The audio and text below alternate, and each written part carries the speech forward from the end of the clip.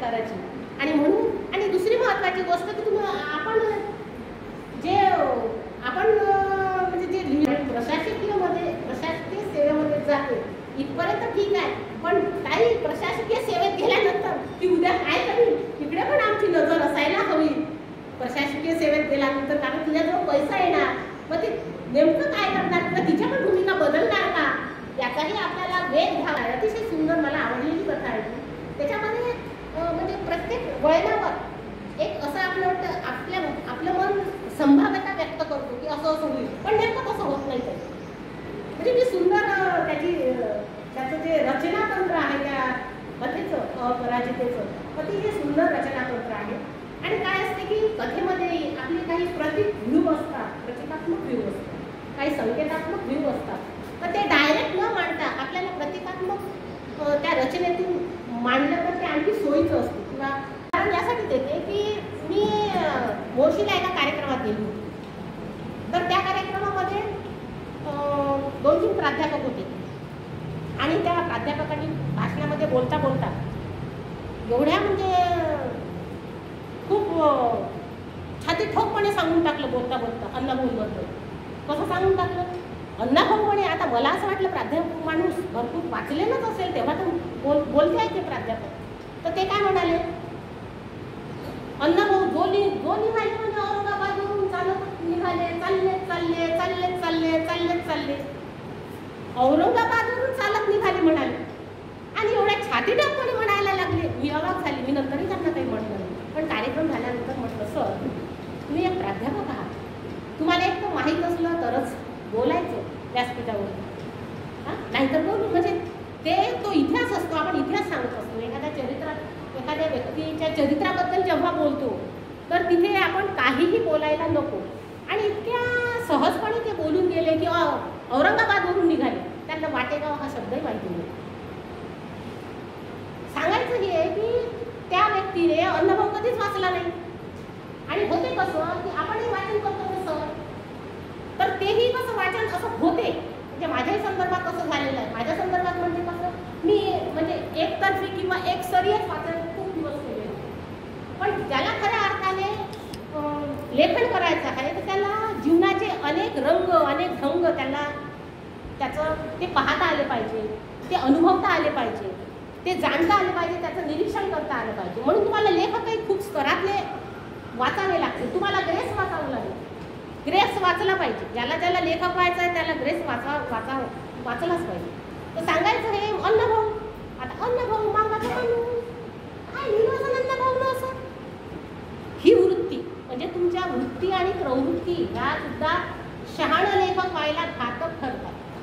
आणि साहित्यातलं शहाणपण यायचं असेल तर तुम्हाला सगळ्या स्तराचं सगळ्या वर्गाचं सुद्धा वाचन करावं लागतं. बरेचसे लोकांनी एक मेरिटमध्ये मराठीमध्ये आली होती 2 वर्षापूर्वी एक मुलगी, मातंग समाजाचीच मुलगी होती. तिला म्हटलं नामदेव रसाळ माहिती आहे का?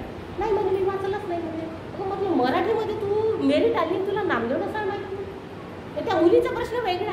पण बरेचसे लोक नामदेव रसाळ मार्क्समध्ये होते, कशाला वाचायचं. बाबूराव बाबू मार्क्सकडे वळले, कशाला वाचायचं. केतन कुंपळापुरे समता सैनिक दलाचे, कशाला वाचायचं. म्हणजे त्या लेखकामागे तुम्ही पंथ लावता, त्या लेखकामागे तुम्ही जात लावता, त्या लेखकामागे तुम्ही पक्ष लावता. असं जर करत आला वृत्ती प्रवृत्ती ही लेखकाची म्हणजे त्या वृत्तीचं होणं त्या प्रवृत्तीचं होणं ह्या लेखकाला परवडणारी गोष्ट नसते. तो इतका निरपेक्ष पाहिजे, तो इतका निर्व्याज पाहिजे, तरच तो सत्यापर्यंत खऱ्या अर्थाने पोहोचू शकतो. अवज्जेचं वज्जेन वज्जगामी, अवज्जेचं वज्जेन वज्जगामी, वज्जेचं वज्जदस्सीन, मिथ्या दिठी समाधान, सत्ता गच्छन्ती दुर्गती. तथागत असं म्हणतात की जे दोष आहे त्याला तुम्ही दोषच म्हणा, जे अदोष आहे त्याला तुम्ही अदोषच म्हणा. Truth is truth, untruth is untruth. ही भाषा लिहिण्याची किंवा बोलण्याची ताकद तुमच्यामध्ये तेव्हाच येते जेव्हा तुम्ही वैश्विक होता. हे सगळी माझी माणसं आहेत. हा विचार सगळ्यांचं भलं करणार आहे, सगळ्या मानवांचं कल्याण करणार आहे. ही गोष्ट ही वृत्ती जोपर्यंत आमच्यात येत नाही तेव्हा तोपर्यंत आम्ही खुलेपणाने निर्भयपणे सगळीकडे पाहण्याचं आम्ही शिकणार नाही आणि त्या गोष्टी आमच्यामध्ये रुजणार नाही. आणि म्हणून लेखकालाही खूप शिलून घ्यावं लागते. हा बंड लिहिताना पुष्पाताईंनी स्वतःला खूप शिलून घेतलेला आहे. त्यांनी पुरुष प्रधानता मांडली आहे एका याच्यामध्ये, चित्तारलेलं जे मन आहे त्याच्यामध्ये त्यांनी खूप धाडसाने लिहिलेले आहे. मी त्यांचं म्हणजे कौतुक करते आणि अभिनंदन करते. कारण आणि हे काही तेच उदाहरण नाही आहे, पण मी आता सांगणार नाही. ती जी कथा आहे ना ती सगळ्या तुम्हाला म्हणजे बऱ्याचशा ठिकाणी ती घडलेली कथा आहे. आता आम्ही प्रभू कॉलनीत राहतो ना, तिथे असंच प्रकरण झालेलं आहे. 2 वर्षापासून विहाराला कुठं आहे. आणि काय होते की बाया बिचाऱ्या खूपच निष्पाप असतात.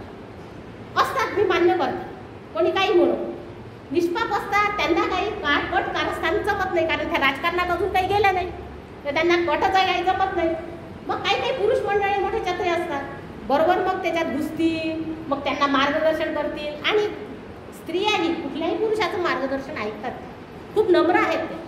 तिचा स्वभावच नम्र आहे, तिचा स्वभावच भावनात्मक आहे आणि त्याचंही शोषण होते बरोबर. तर त्याच्यामध्ये हे दिलेलं आहे की स्त्रीला अजूनही नगण्य समजल्या जाते. म्हणजे ती जी सुवर्णलेखा आहे, सुवर्णलेखाचं ना, सुवर्णलेखा सगळे कार्यक्रम घेते विहारातले. विहार उभं करण्यासाठी पैसा जमा करते. एवढंच नव्हे तर महिला मंडळाची स्थापना करते.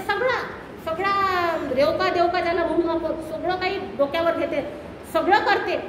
पण त्या एका संस्थेचा, तिथल्या संस्थेचा पुरुष येतो, जो त्याचं रूपराव नाव आहे वाटते कथेमध्ये, तो म्हणतो हा माझ्या परवानगीशिवाय कार्यक्रम घ्यायचे नाही, हनकावून सांगतो. आणि किती सहज बोलतात ना पुरुष. मी इथे बसलेल्यांपैकी नाही बोलत, त्या रूपरावांबद्दल बोलते आहे. इथे कार्यक्रम घ्यायचे नाही, तुम्हाला कोणी सांगितली वर्गणी करायची. विहारात यांचं तोंड दिसणार नाही. विहारात बिचारी तीच जाते, दिवसभर काम करते तरी विहारात जाते. पौर्णिमा असले तरी दिवा तीच लावते घरात, मेणबत्ती तीच लावते. उदबत्ती किती माणसं लावतात सांगा बरं मला, मेणबत्ती किती माणसं लावतात सांगा बरं. अरे ती करते ना, पण तिच्याकडे असा डोळसपणे पाहण्याची दृष्टी पण अजूनही आमच्या समाजात कुठे आलेली नाही आलेली. तर ती दृष्टी, ती कथा आपल्याला इथे तो दृष्टीबोध ती कथा आपल्याला करून देते.